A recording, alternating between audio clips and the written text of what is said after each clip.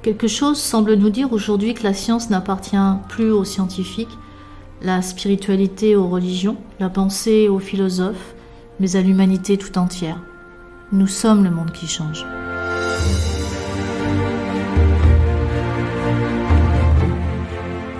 Nous sommes le monde qui change, un podcast dont le but est d'apporter un autre point de vue sur la réalité.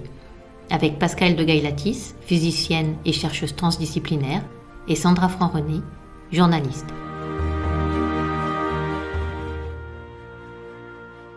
Bonjour Pascale. Bonjour Sandra. Alors aujourd'hui, j'ai envie qu'on se focalise sur l'actualité parce que ce qui se passe au Canada en ce moment est absolument incroyable. Ce convoi de la liberté, ces camionneurs qui sont rejoints par des cow-boys, par des agriculteurs, un peu partout. Et il semblerait qu'en Europe, et en France notamment, il y ait des choses similaires qui se mettent en place. Est-ce qu'on peut parler de cluster ? Alors, ce que j'entends par cluster, c'est-à-dire que comme quand l'eau se met à bouillir, au début on a une bulle, puis on a une deuxième bulle, puis on a une troisième, et petit à petit toutes ces bulles vont coopérer pour fusionner à la fin et faire de la vapeur d'eau au final. C'est-à-dire, mais en tout cas, l'idée de la fusion. Est-ce que tu penses qu'on va assister à quelque chose de cet ordre-là ? L'image est intéressante. Je vois ça comme un point d'émergence, comme quelque chose qui tout d'un coup se pose pas de questions et finalement y va. C'est clair qu'on est là sur une propagation d'une envie de quelque chose, d'une motivation, d'une information. Et surtout, ce qui est important, c'est qu'il n'y a pas de revendication à proprement parler derrière. Mais même s'il est question d'arrêter le pass vaccinal, ça va bien au-delà. Je pense que la motivation n'est pas sur juste une chose, mais sur une vision. Une vision beaucoup plus large de ce qu'on attend de demain, de ce que les gens veulent pour leurs enfants, et tout au moins déjà aussi de ce qu'ils ne veulent pas. On vit des choses uniques en ce moment. Aujourd'hui, on est mercredi, l'arrivée des camions est censée être vendredi, donc là, voilà, on parle complètement dans le vide, hein, on ne sait pas à quoi on va assister, mais ce que je constate sur les réseaux, c'est une énorme solidarité, c'est-à-dire des gens comme ça qui proposent un lit, une chambre, un repas à des gens qui n'ont jamais vu, pour leur permettre de participer à cet élan. Et ça, c'est complètement inédit, ça vient complètement du cœur, et ça fait quand même vachement du bien. Oui, oui, à ce moment-là, le but, à la limite, n'est même plus important. Ce qui compte, c'est la façon dont l'être se rassemble pour pouvoir aller vers une vision unique. On en a parlé déjà sur d'autres podcasts où il y a eu plusieurs choses dans ce qu'on voit là. Déjà, il y a cette masse dont on a longtemps pensé qu'elle était finalement minoritaire, et j'ai même dit, quoi qu'il en soit, qu'elle soit minoritaire ou pas, elle est suffisante pour arriver finalement à amener un changement. Ensuite, il y a la motivation, et cette motivation n'est pas d'être contre, mais de vouloir autre chose, ce qui est totalement différent. Donc c'est même pas une question d'opposer en face un non, mais de demander ou d'élargir un horizon. C'est juste génial. C'est comme si les dés étaient déjà jetés, que tout allait se passer d'une certaine façon. Et là, il y a comme une sorte d'émergence qui dit bah non, non, ça me convient pas parce qu'il y a quelque chose d'inhumain derrière tout ça. C'est sans doute inédit, mais au-delà de cet inédit, ce qui est génial, c'est que ça nous dépasse. C'est quelque chose qui est une sorte d'élan. À partir de là, ce que ça deviendra, forcément, ça va vers quelque chose qui est inspirant, qui va vers une élévation. Et je pense même là, on est en train de commencer une élévation des consciences qui part de la base en plus, et pas forcément de quelque chose toujours, voilà, j'ai envie de dire, de ce côté parfois un peu agaçant, du côté intellectuel, scientifique et compagnie. Là, voilà, on a dit, bah oui, la population s'est appauvrie intellectuellement, s'est appauvrie à plein de niveaux, et finalement, on se rend compte que elle n'est pas pauvre et appauvrie du tout, elle est consciente, et c'est un élan humain, c'est une solidarité humaine. Oui, mais ce qui est intéressant malgré tout, enfin, dans le fait qu'il n'y ait pas les intellectuels, c'est comme si justement, tu sais, Descartes qui distinguait l'esprit et le cœur. Le corps. Et le corps. Donc peut-être le cœur aussi. Là, on a l'impression que ça part vraiment du cœur et pas de l'intellect, parce que les intellectuels, on les entend pas. Donc comme si finalement ce mouvement, il venait vraiment du du corps Mm. et pas de la tête. Bah oui, mais en même temps, c'est toujours la même chose. On a séparé le corps de l'esprit, maintenant on va séparer les intellectuels. Mais qui intellectuel, qui ne l'est pas? Ça veut dire quoi? Est-ce que c'est une fonction qui va faire qu'on est intellectuel ou est-ce que c'est finalement quelque chose en soi? Donc, est-ce que c'est un diplôme qui va nous rendre intellectuels ou est-ce que c'est une réflexion sur le sens de la vie qui pourrait nous rendre intellectuels?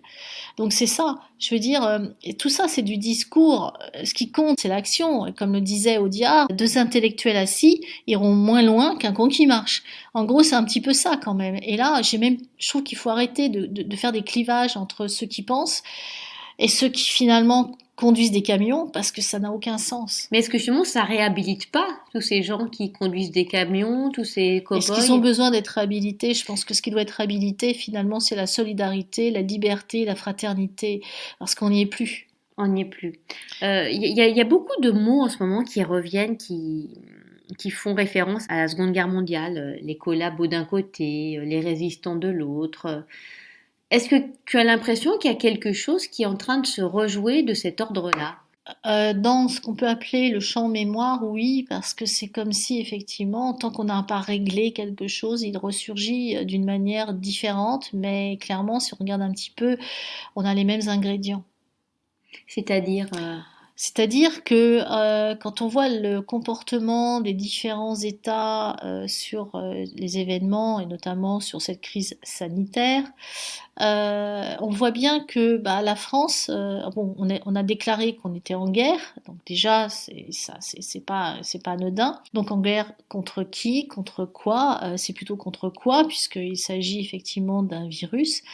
Donc on est en guerre. Bon, on se rejoue l'histoire surtout quand les, beaucoup de choses n'ont pas été réglées. Et c'est un petit peu comme le transgénérationnel aussi, où la France était effectivement, historiquement, divisée entre une partie qui adhérait, une autre qui n'adhérait pas, et peut-être une partie neutre un petit peu au milieu.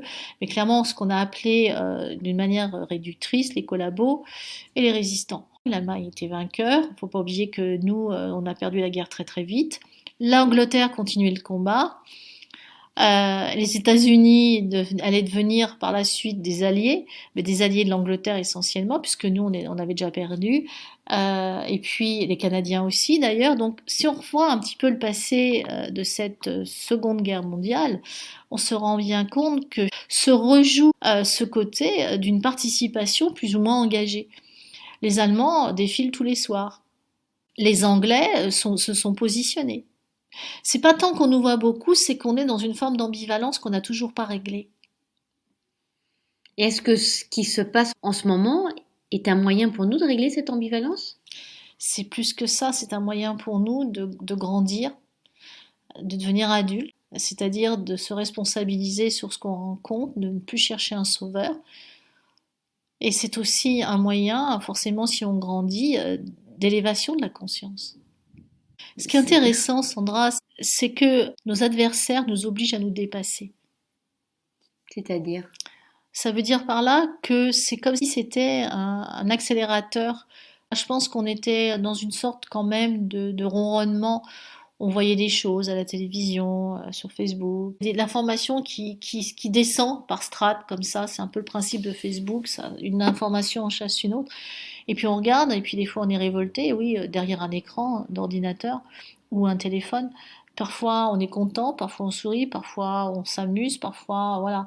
Mais et après, et je pense qu'il était temps de sortir de cet écran, nos écrans de fumée, hein, il y a un documentaire là-dessus, pour pouvoir revenir au monde réel, pour pouvoir se redéfinir en tant qu'être humain, pour pouvoir arrêter certains process qui étaient emballés.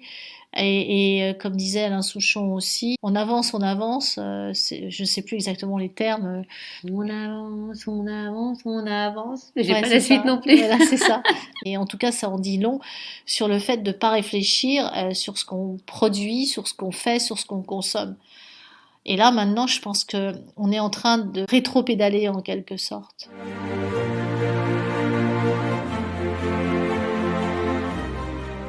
Moi, je voudrais quand même revenir sur ce que tu disais un tout petit peu plus tôt, sur le fait qu'on n'a pas réglé cette histoire de transgénérationnel, Oui. avec cette partie de, entre guillemets, là, je schématise volontairement, de résistants, de collabos. Transgénérationnel au niveau de chaque famille et au niveau de l'État aussi, d'un État. Ouais. Donc d'une histoire, d'une mémoire d'un État. La France, et les différents États. Hum. Est-ce que ce qui est en train d'arriver aujourd'hui va nous permettre de régler ça définitivement? Et est-ce que tu as un petit peu une idée de l'issue que ça pourrait prendre? Ou finalement, on dit que tout est parfait, toujours. Oui. Voilà, là, est-ce que c'est l'occasion pour la France de régler ce passé qui a pas été résolu? L'histoire est cyclique, on le sait. Et peut-être que la question qu'on s'est jamais posée, c'est pourquoi l'histoire est-elle cyclique plutôt que de faire le constat qu'elle est cyclique. Mais tout simplement parce que c'est comme une boucle spatio-temporelle en fait. On tourne sur les mêmes comportements compulsifs. Et à un moment donné à un autre, si on veut évoluer et que la conscience s'élargir, il faut bien craquer le système.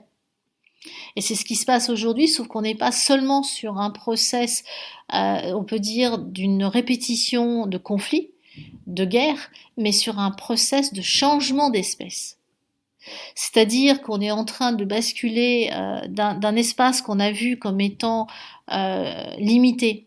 Alors c'est encore une fois, je reviens sur le modèle newtonien, que pour changer d'état, il faut passer soit par une saturation, soit par une rupture.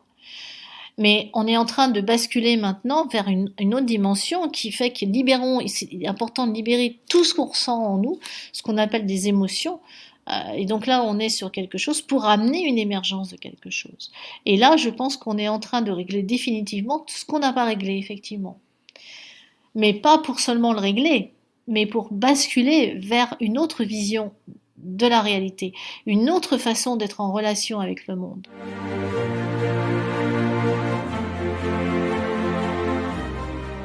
Qu'on soit vacciné ou qu'on soit pas vacciné, les deux camps ont du mal à se retrouver.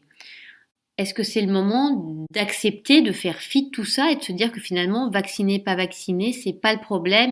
Je vais être très honnête, c'est compliqué d'épouser les raisonnements de l'autre quand on est complètement dans un système inverse et réciproquement.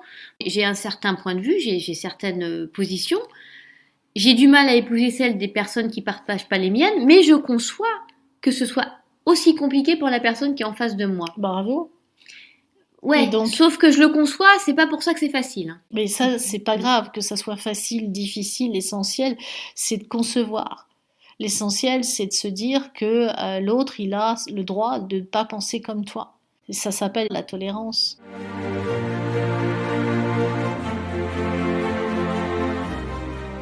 Avant d'arriver à la tolérance, posons-nous chacun la question, pourquoi je rencontre cette adversité en face de moi? Mais là, on la rencontre tous, on est d'accord.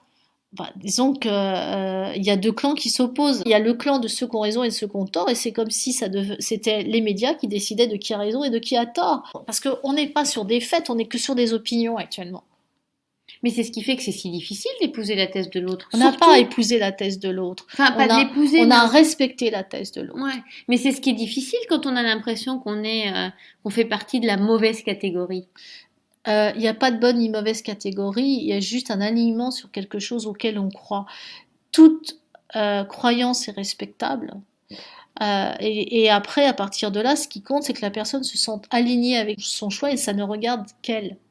Mais on est d'accord que c'est compliqué en ce moment, selon la catégorie à laquelle on appartient. Le problème est qu'on ne choisit pas parce qu'on se sent aligné, mais qu'on choisit parce qu'on pense qu'on n'a pas le choix. Donc c'est pas un choix, c'est un non-choix. C'est-à-dire qu'en fait, la plupart du temps, d'ailleurs il faut bien le reconnaître, c'est bien la première fois depuis qu'on vaccine les gens, ce qui est pas si vieux, hein, parce que les vaccins c'est récent, c'est Pasteur, que les gens se vaccinent pas parce que, enfin au départ en tout cas, pas tout le monde, parce que effectivement ils sentent que c'est voilà et qu'ils vont se protéger, mais parce que s'ils le font pas, il y aura une pénalité. C'est pas pareil. C'est pas pareil. Donc le problème il est là, et à partir de là, il arrive une notion de culpabilité. Du style je me vaccine pour mes enfants aussi, pour pouvoir leur permettre de faire ceci, de faire cela, d'aller à la patinoire, d'aller à la bibliothèque, d'aller à l'école, enfin je veux dire il y a tout un ensemble de choses pour ne pas être considéré comme un anti quelque chose, mais en même temps on est voilà, c'est là où il y a quelque chose qui est complètement pervers, c'est que en fait si on laissait les gens tout seuls, ils choisiraient, mais le problème c'est les opinions. qui viennent des médias. En fait, le problème, c'est que plus personne n'a une opinion, et l'opinion vient des médias. Et du coup, soit on est pour, soit on est contre, Donc on est d'accord que la vraie guerre, c'est une guerre d'information. évidemment. Donc maintenant qu'on sait ça, maintenant que c'est une guerre d'information, maintenant qu'on voit que malgré cette guerre d'information, bah, y a quand même des mouvements qui émergent, Oui. on peut être optimiste.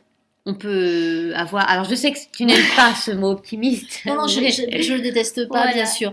Mais le on n'est pas moi. Moi, je suis. Mhm. Et dans ce je suis, j'ai la foi. Et c'est même pas un je suis. Donc, effectivement, il y a quelque chose pour moi qui est beaucoup plus large que l'optimisme. Mais j'ai rien contre ni le pessimisme d'ailleurs, ni l'optimisme.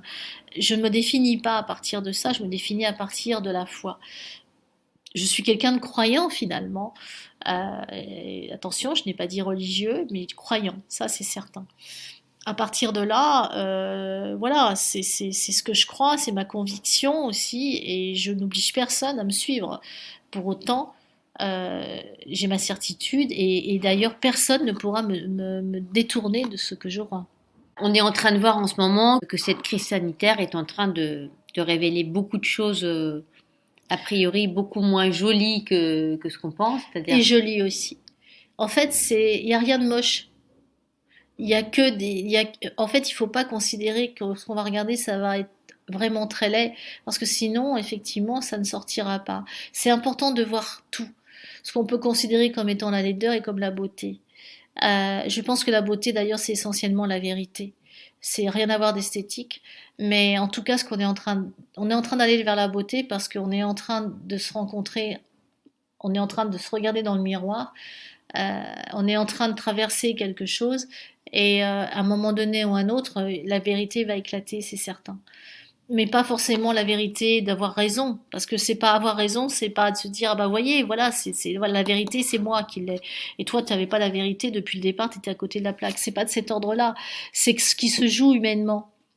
Et en fait, ce qui se joue humainement, c'est comme si c'était une confrontation pour une alliance en fait, pour une solidarité, pour retrouver quelque chose où effectivement on repasse par le pardon, la compassion. C'est toutes ces valeurs qu'on a oubliées et qui me paraissent fondamentales, quel que soit le clan en fait. La compassion pour celui qui n'est pas vacciné parce qu'effectivement il est interdit de beaucoup de choses. La compassion pour celui qui est vacciné parce que de mon point de vue, si je suis quelqu'un qui s'est pas fait vacciner, le pauvre, quels vont être les effets secondaires, etc. Ça permettrait à chacun de faire un pas d'alliance. D'ailleurs, sur les convois qui sont là en ce moment au Canada, il y a il y a aussi beaucoup de gens qui sont vaccinés. Donc on voit bien que c'est au-delà d'un pour ou d'un contre, qu'on est sur quelque chose qui tente une union, qui tente une alliance, qui tente en fait quelque chose qu'on peut appeler l'humanité. Tout simplement, au-delà des lois, quand je parle des lois, du non-loi, parce que c'est pas un état de loi, c'est un état de non-loi. Ce qui est très intéressant, c'est que l'être est en train de se réorganiser à partir de la base pour créer son propre système de moralité, de solidarité, de fraternité, et pour, comme il le scande beaucoup, retrouver sa liberté d'être qui il est vraiment, qu'il soit vacciné, non vacciné, qu'il soit blanc, qu'il soit noir, qu'il soit ce qu'il veut, à partir du moment où il est ce qu'il est et qu'il accepte l'autre comme il est. Mais voilà ce que c'est que l'humanité. C'est pas quelque chose de divisé. Donc finalement, tous ces gouvernements-là qui sont en train de nous pousser, on peut les assimiler à des maîtres qui nous obligent à grandir, à évoluer, à nous réveiller. Ce sont des adversaires, et ces adversaires nous font grandir. Et ces adversaires nous poussent à nous dépasser, à nous remettre en question, à aller dans l'action quand on était dans l'inaction, dans la conscience quand on était sur une sorte de ligne droite sans se poser de questions. Là, les questions qui sont posées ou qu'on se pose nous permettent effectivement de remettre peut-être certaines choses, certaines pendules à l'heure. Peut-être qu'on a, à force d'être sur les réseaux sociaux, les liens, la chair, la nature humaine, la rencontre, la vraie rencontre, sans regarder son portable, franchement, elle commençait à être plus vraiment existante. Et si l'être se rapproche de l'être, c'est qu'il est capable de pouvoir effectivement communiquer sans passer par un réseau social. Il devient beaucoup plus humain et du coup, je pense que c'est la mort des réseaux sociaux en fait. Et ça, c'est une chose incroyable. Tout en comprenant quand même, parce que le problème n'est pas d'éradiquer les réseaux sociaux, je n'ai pas dit ça non plus, que en fait, il y a toujours un bon côté et un mauvais côté, puisque effectivement, tant qu'on est dans la polarité, donc le mauvais côté des réseaux sociaux, on peut dire c'est la censure. Le bon côté, finalement, c'est que malgré tout, les gens arrivent à passer de l'information, à se rassembler à travers ça. Le seul problème, c'est que jusqu'à présent, quand ils se rencontraient, ils regardaient leur portable. Et là, je pense qu'ils ont fait autre chose. Ils ont peut-être pris leur volant, ils ont amené de l'essence. En fait, ils sont pas virtuels. On n'est pas en train de rentrer dans le métavers. On est vraiment dans le monde et on essaye de faire en sorte que ce monde continue à exister.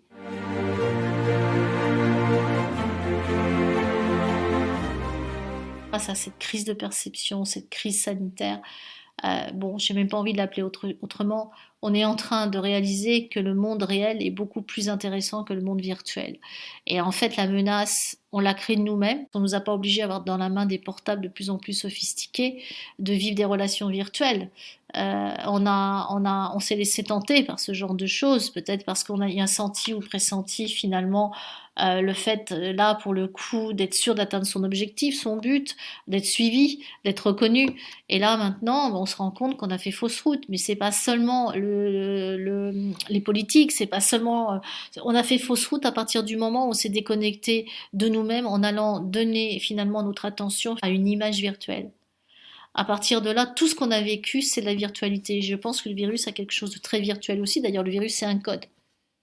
Et là où ça devient intéressant, c'est qu'il fait moins 27 degrés, on est au Canada, et il y a énormément de chaleur humaine. C'est pas un téléphone portable qui a réchauffé.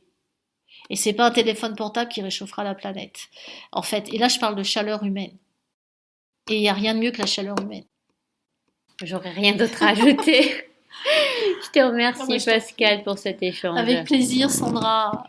Avec plaisir. Bah voilà, j'espère que nos auditeurs auront ressenti cette chaleur humaine et voilà, elle sera parvenue jusqu'à eux à travers ce podcast. N'espérons pas, laissons faire. Laissons faire. Laissons faire. Au revoir Pascal. Au revoir Sandra, merci.